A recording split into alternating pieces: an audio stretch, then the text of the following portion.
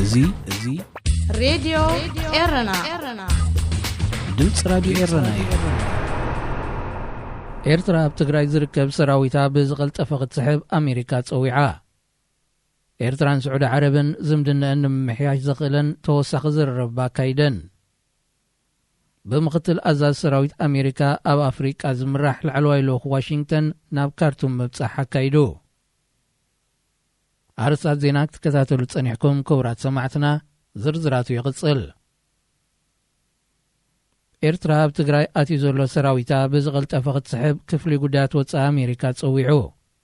እቲ ክፍሊ ናብ ኣሶሽየትድ ፕረስ ኣብ ዝለኣኾ ናይ ኢሜይል መልሲ ኣብ ትግራይ ዝምታ ዓመፅ ደቂ ኣንስትዮ ጨውያ ስደተኛታትን ካልእን ዝኣመሰለ ከበድቲ ምግሃዝ ሰብኣዊ መሰላት እውን ከም ዝተፈጸመ ዘእምን መርትዖታት ምህላው ጠቒሱ። ኣቐዲሙ ኣብ እዋን ምምሕዳር ትራምፕ ሓላፊ ክፍሊ ጉዳያት ወፃኢ ዝነበረ ማይክ ፖምፔዮ ኣብ ዘመሓላለፎ መልእኽቲ ካብ ትግራይ ናብ ኤርትራ ዝተወንጨፈ ሚሳይላት ብምኹናን ኤርትራ ናብቲ ኩናት ከም ዘይተጸንበረት ዝእንፍት ሓበሬታ ይዘርጊሑ ነይሩ። እንተኾነ ኣብ ክልል ትግራይ ዘሎ ኩናት ኣብ 4 ሕዳር ኣብ ዝተወላዓሉ ሓያሎ ክፍላተ ሰራዊት ኤርትራ ካብ ደቡባዊ ምዕራብን ሸነኽ ኤርትራ ተበጊሰን ኣብ ሓያሎ ከተማታት መጥቃዕቲ ከም ዝፍነዋ ክረጋገጽ ክኢሉ እዩ። ሰራዊት ኤርትራ ክሳብ ዝእዋንዚ ኣብ ብዙሕ ከባቢታት ትግራይ ከም ዘለውን ክረጋገጽ እንከሎ እቲ ሰራዊት ክወፅእ ህዝቢ ትግራይ ንመንግስቲ ኢትዮጵያ ይሓትት ኣሎ። ብዛዕባ እቲ ኣብ መንጎ ኢትዮጵያውያን ዝተፈላለየ ስምዒት ፈጢሩ ዘሎ ህላዊ ሰራዊት ኤርትራ ኣብ ሰፊሕ ከባቢታት ትግራይ ወግዓዊ መግለፂ ዘይሃበሉ መንግስቲ ኢትዮጵያ ድሕሪዚ ናይ ክፍሊ ጉዳያት ወፃኢ ኣሜሪካ ጻውዒት እውን ስቕታይ መሪጹ። ብሚኒስትራት ጉዳያት ወፃኢ ኤርትራን ስዑድ ዓረብን ዝተመርሐ ክልተኣዊ ዘተ ከም ዝተኻየደ ኣገልግሎት ዜና ስዑድ ዓረብ ሓቢሩ። እቲ ኣብ መንጎ ሚኒስተር ዑስማን ሳልሕን ስዑዳዊ መዘኑ ፈይሰል ቢን ፈርሓንን ብ26 ጥሪ ኣብ ሪያድ ዝተኻየደ ዘተ ክልቲአን ሃገራት ኣቐዲመን ንዝበጽሑ ስምምዓት ንምግምጋምን ዝምድነአን በዝያዳ ንምሕያልን ዝዓለመ ምንባሩ እቲ ማዕከን ዜና ጠቒሱ። ብዘይካዚ ክልቲኦም ወገናት ኣብ ህልው ምዕባለታት ዞባ ብዝምልከት እውን ተመያይጦም። ዝርዝር ናይቲ ዘተይሉ ነጥብታት ይኹን ኣቐዲሙ ዝተበጽሐ ስምምዓት ብንጹር ኣይተገልጸን። ሚኒስተር ጉዳያት ወፃኢ ስዑድ ዓረብ ብ15 ታሕሳስ 2020 ኣብ ኤርትራ ወግዓዊ ናይ ስራሕ ምብጻሕ ብምክያድ ምስ ፕሬዚደንት ኢሳያስን ሚኒስተር ጉዳያት ወፃኢ ኣቶ ዑስማን ሳልሕን ከም ዝተመያየጠ ይርስዕን። ንኤርትራን ስዑድ ዓረብን ብዝያዳ ካብ ዘቀራርበን ነጥብታት ጉዳይ የመን፣ ሱዳንን ጸጥታ ቀይሕ ባሕርን ምዃኑ ዲፕሎማሰኛታት ይእምቱ። ብምኽትል ኣዛዚ ሰራዊት ኣሜሪካ ኣብ ኣፍሪቃ ኣንድሩ ያንግ ዝምራሕ ላዕለዋይ ልኡኽ ሕቡራት መንግስታት ኣሜሪካ ኣብ ሱዳን ናይ 2 መዓልታት ዑደት ኣካይዱ። እቲ ልኡኽ ካብ 26 ክሳብ 27 ጥሪ ኣብ ካርቱም ኣብ ዝጸንሓሉ ምስ ቀዳማይ ሚኒስተር ሱዳን ዓብደላ ሓምዶክ ብምርኻብ ዛጊድ ተበፂሑ ዘሎ መስርሕ ምስግጋር ናብ ዴሞክራሲ ብዝምልከት ተመያይጦም። ብዘይካዚ ኣብ መንጎ ኣሜሪካን ሱዳንን ብዛዕባ ክህሉ ዝኽእል ወተሃደራዊ ምትሕጋዝ፣ ሓበራዊ ቃልሲ ኣንጻር ሽበራን ዘይሕጋዊ ንግዲ ደቂ ሰባትን ኣብ ዝብሉ ዛዕባታት እውን ዘትዮም። ድሕሪ ዝርክብ ኣንድሩ ያንግ ኣብ ዝሃቦ መግለጺ ሱዳን ኣብ ምሕያሽ መሰላት ደቂ ሰብ ንዘርኣየቶ ተበግሶታት ብምምጓስ ኣሜሪካ ኣብዚ ናይ ምስግጋር መድረኽ ኣብ ጎኒ ህዝብን መንግስትን ሱዳን ደው ከም እትብል ኣረጋጊጹ። ቀዳማይ ሚኒስትር ዓብደላ ሓምዶክ ብወገኑ ኣብ ጁባ ዝተበጽሐ ስምምዓት ሱዳን ግጭታት ከተወግድን ናብ ዝሓሸ ጸጥታዊ ርግኣት ክትስጉምን መንገዲ ዘጣጥሐ ምንባሩ ስሚሩሉ። እታ ኣሜሪካዊ ልኡኽ ብዘይካዚ ኣብ ወተሃደራዊ መዳያት ብዛዕባ ክትግበር ዝኽእል ምትሕጋዛት ምስ ጠቕላሊ ሓለቓ ስታፍ ሰራዊት ሱዳን ጀነራል መሐመድ ዑስማን አልሑሴንን ሚኒስተር ምክልኻል ሜጀር ጀነራል ያሲን እብራሂምን ተዘራሪቡ።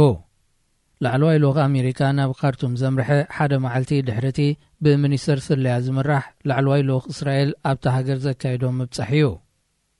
ኣብ ተመሳሳሊ ዜና ኣዛዚ ወተሃደራዊ ስለያ እዚ ሰራዊት ኣሜሪካ ኣብ ኣፍሪቃን ሓደ ካብ ላዕለዎት ኣዘዝቲ ሓይሊ ባሕሪ ኣሜሪካን ኣድሚራል ሄግበርግ ምስ ዝተፈላለዩ ኣዘዝቲ ሰራዊት ሱዳን ኣብ ዝተፈላለዩ ወተሃደራዊ ጉዳያት ተመያይጡ። ኣብ ዝሓለፈ ሰሙን ኣዛዚ ሰራዊት ኣሜሪካ ኣብ ኣፍሪቃ ጀነራል ስቴፈን ታውንሰን ዝመርሖ ላዕለዋይ ልኡኽ ወተሃደራዊ ወኪል ኣሜሪካ ኣብ ጅቡቲ፣ ሶማልን ኬንያን ተመሳሳሊ ዑደት ብምክያድ ኣብ ህልው ወተሃደራውን ጸጥታውን ኩነታት ትዞባ ከም ዝዘተየ እቲ እዚ ኣብ ዘርግሖ ሓበሬታ ኣፍሊጡ። ዜና ኣብዚ ይፍጸም። ሬድዮ ኤረና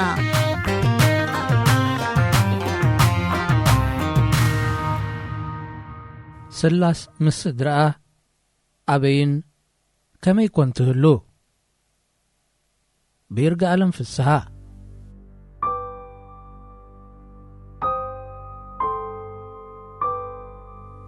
ብዙሕ ዝበሃል እናሃለወና ወላ ሓንቲ ምባል ንስእነሉ ጊዜ ኣሎ። ካብዚ ዝኸፍእ ኣይመጽእን እዩ እናበልካ እምብዛ ዝበኣሰ እናሰዓበ ዘድንጽወካ ጊዜ ኣሎ። ካብ ጸልማት ወፂእካ ብዝጸልመተ ሽግር ኣጽሒኻ ክነስኻ ብዝጸንከረ ዝፍትነካ ዕድል እውን ኣሎ። ኣብዚ ቅንያት ተዛረቦ ክሳብ ዝጠፍኣካ ዝገብሩ ፍጻሜታት ዝጽብጽቡ ሓበሬታታት እኳ እንተዘይተጋደፉናን ንመዓልታዊ ኣቓልቦታትና እንተተቖጻጸርዎን 6 ዓመት ንድሕሪት ተመሊሰ ነዘይምሕሳብ ኣይከኣልኩን። ቅድሚኡ ዝነበረ ዓመታት ዝሰነድኦ ዝኽርታተይ ጐስየ ኸሓልፎም ዘይከእንግዶም ኣይከኣልኩን። እቲ ዓመታት ነናቱ መዘከሪታት ሓዚሉ ብዓይኒ ሕልፍ ሕልፍ ምባል ኣይገደፈን። እቲ ዝኽሪ ናብቲ ጊዜ መሊሱኒ፣ እቲ ጊዜ ናብቲ ቦታ ወሲዱኒ፣ እቲ ቦታ ምስቶም ሰባት ኣራኺቡኒ ብሓሳብ ብዝኽሪ።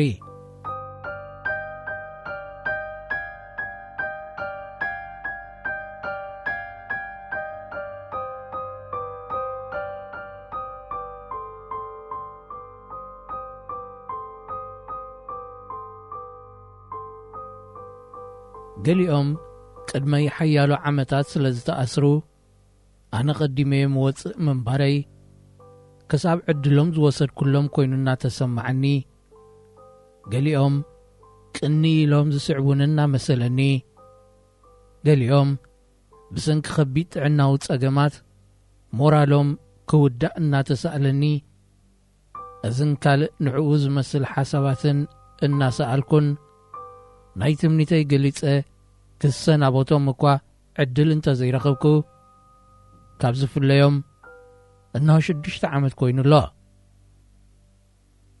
ዝበዝሑ ካብቶም ኣብቲ ቦታ ስቓይን መርገጽቲ ኹሉ ሰብኣዊ መሰላትን ዝኾነ ስፍራ ዝፈልጦምን ዝገደፍክዎምን እሱራት ገናብኡ ኣብ ሸላታትን ኮንተይነራትን ማይ ስርዋ ኣለዉ። ንሳቶም ክሳብ ሕጂ ኣለዉ፣ ንሕና ድማ ክሳብ ሕጅብ ዘለና።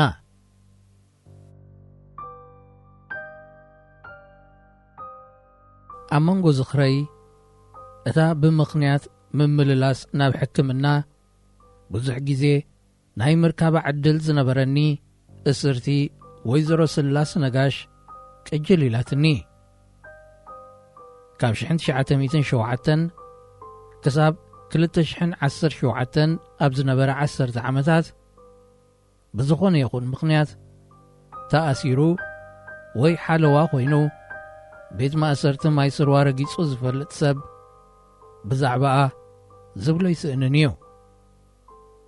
ብውሕዱ ከምዚ ዝክራ ርግጸኛ እየ። ብሓሳብ ተኸቲለያ ካብ ማይ ስርዋ ናብ መሬት ትግራይ ገይሽ ኣለኹ።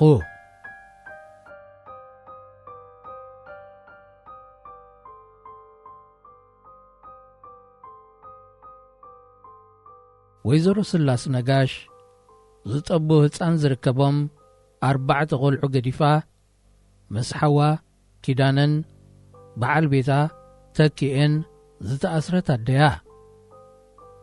ንስላስ ቀሪበ ክረኽባ ዝኽኣልኩ ኣብ ሕክምና እዩ። ሓንቲ ካብቶም ዓመታት ናብ ቅድስቲ ማርያም ሆስፒታል ዝተመላለሱ እሱራት ማይ ስርዋያ እናኽሪያን ክረኽባን እቶም ዘይፈልጦም ደቃ ይሰኣሉን ነበሩ።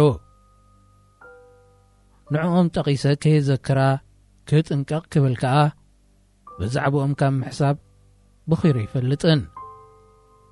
ስላስ ግና ዝያዳ ብዛዕባቲ ምስኣ ምስተኣስረ ድሕሪ ቁሩብ ጊዜ ደሃዩ ዝተሰወረ ሓዋ ከቢድ ሻቕሎት ነይርዋ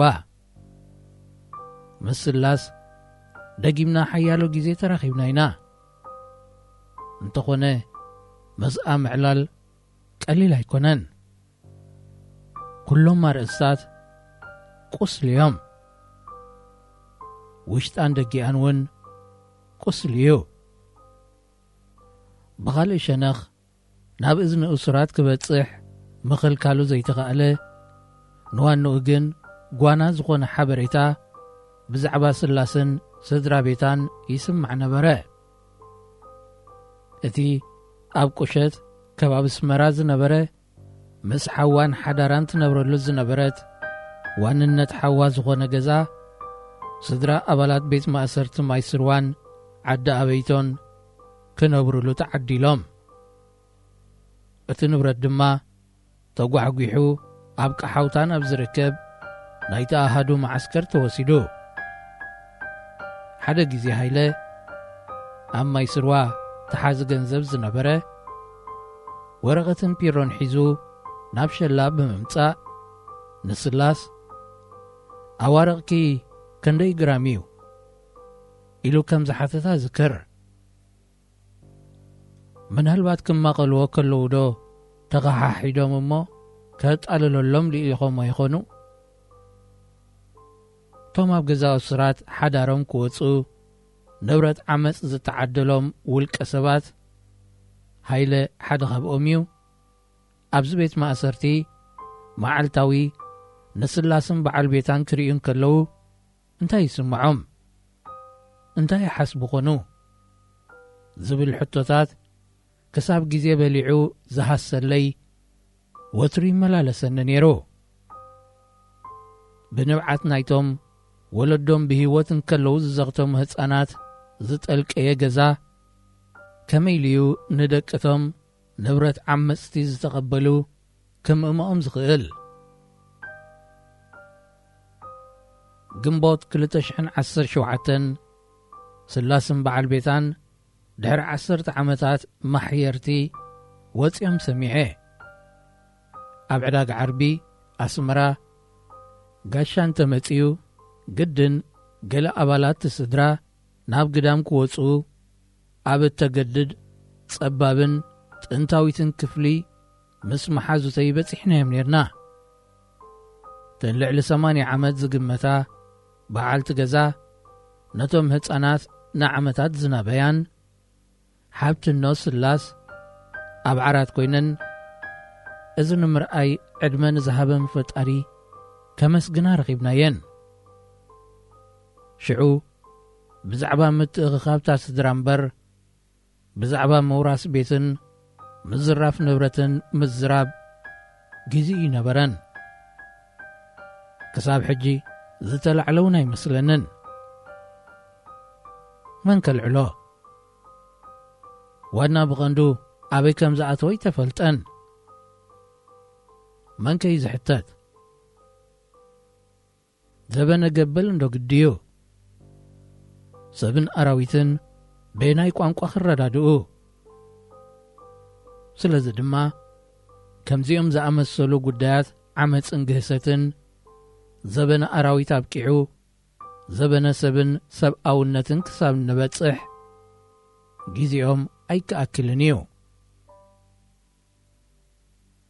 ድሕርዚ ዶብ ተኸፊቱ ሰላም ኮይኑ ተባሂሉ ወይዘሮ ስላስን ኣቶ ተኪየን ደቆም ሒዞም ናብታ ብትውልድ ትብጽሖም ትግራይ ከም ዝኸዱን ህይወት ሓደ ኢሎም ከም ዝጀመሩን ሰሚዐ ድሕሪ ነዊሕ ጉዕዞ ህይወት ናብ እግሪ ተኽሊ ምምላስን ካብኡ ተበጊስካ ናብ ራኻ ከተጣጥሕን ቀሊል ዋጋ ዝሓትት እውን እንተዘይኮነ ብሰላም ዝሓሸን ኣብ ዝበልዎ ዓዲ ምስግጋሮም ጽቡቕ ዕድል ምዃኑ ክጥቀስ ዝከኣል ኣጋጣሚ ነይሩ እንተኾነ ድሒሩ ካብ ግምት መብዛሕትና ወጻኢ ብኹሉ ማእዝናት ክበሃል ብዝኽእል ደረጃ ናብ ትግራይ ሓዊ ክክዖ ጀሚሩ ትግራይ ከዓ ዋናታታን ተሓይሽ ኢሎም ዝተዓቕቡላ ዜጋታትን ንሞት ከርተትን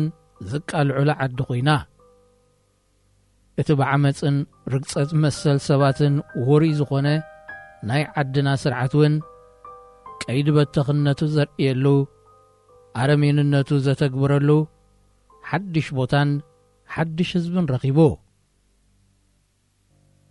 እታ ኤርትራ ዘሰከመታ በሰላ ክትህስስ መለሳ ክትድሊ ንኹሉ ንድሕሪት ገዲፋ ዓዲ ዝቐየረት ስላስን ስድራኣንከ ኣበይን ከመይን ይህልዎ መልሲ ናይ ዝሕቶ ኣብ ሓንቲ ካብ ከተማታት ትግራይ እዩ ዘሎ ኣብቲ ክፉእ ገጽ ናይቲ መልሲ ዝህሉ ክውንነት ናይ ሓንቲ ስድራ ጥራይ ዛንታ ዘይምዃኑ መዓልታውን ንሰምዖ ዘለና ኣስካሕካሒ ግፍዕታት ኣብ ልዕሊ ሰላማውያን ዜጋታት ትግራይን ስደተኛታትን ኤርትራውያን እዩ ንምዃኑ እቶም ንስድሮኦም ብዓመፅ ኣብ ዝተወርሰ ገዛ ኣንቢሮም ኣብ ሓልዋቶም እሱራት ዋና ገዛ ተዋፊሮም ዝነበሩ ንብረት ውልቀ ሰባት ክዝረፍ ከሎ ብሓሳብን ብጉልበትን ገሊኦም መራሕቲ ገሊኦም መሳርሕቲ ዝነበሩ ነቲ ጋጣሚ ተጠቒሞም ዝረብሑ ኣብ መርመራ ብመግረፍቲ ኣሓቶምን ኣሕዋቶምን ዘሰንከሉ ነዜጋታት ገዛእ ሃገሮም እሱራት ብምዃኖም ጥራይ ንምርጋጾም ድሕር ዘይብሉ ከምኡ ዝኣመሰሉ ተግባራት ኣጋይሽ ዘይኮኑ ኣባላት ዝኣሃዱ ዝኾኑ ሰራዊት ሕጂ ኣበይ ይህልዎ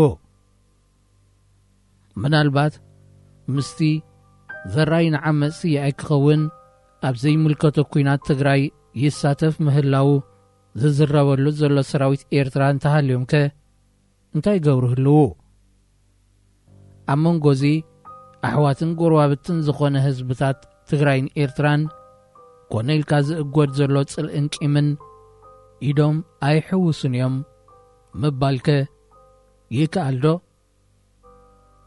ሕልና ዘለና ሰባት ኮይንና ምሕሳብ ጥራይ ልዕሊ ሚዛን ናይዚ ኩነታት ንኽህልወና እኹል እዩ ይርጋለም ፍስሓ